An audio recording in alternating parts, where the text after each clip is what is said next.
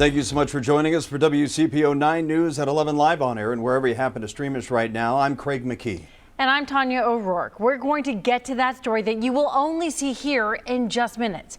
First, though, a look at rising COVID-19 numbers across the tri-state.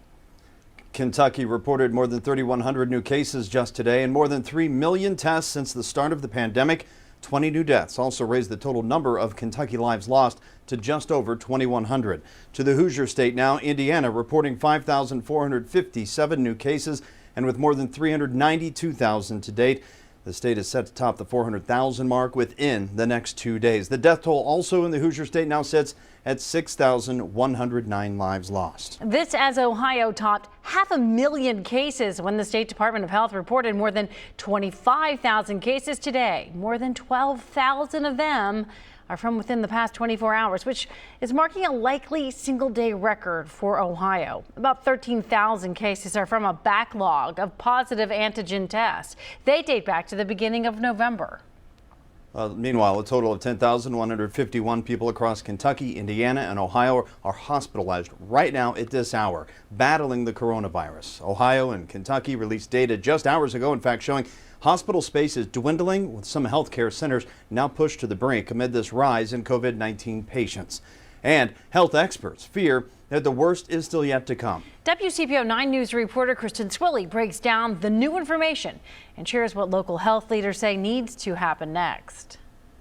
Health officials warn hospital capacities could buckle with another surge, and they say the way we all act over the next several weeks, including Christmas, could be make or break. We are around 750 in our Region 6 hospitals.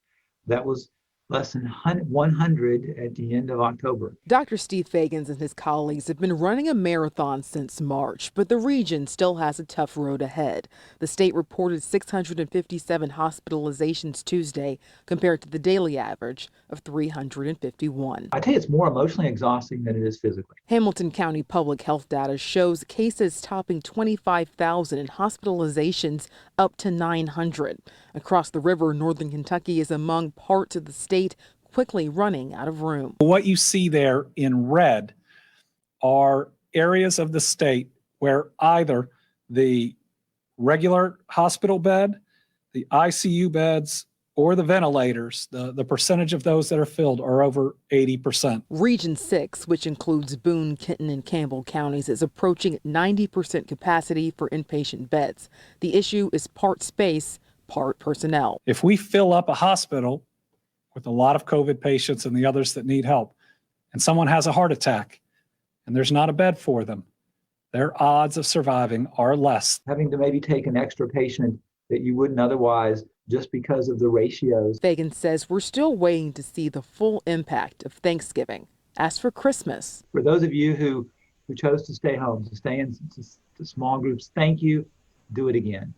For those of you who did travel, please don't do it again. the decision to suspend elective procedures lies with each individual hospital. Both states say they have enough personal protective equipment to last them for the next several weeks and months to come.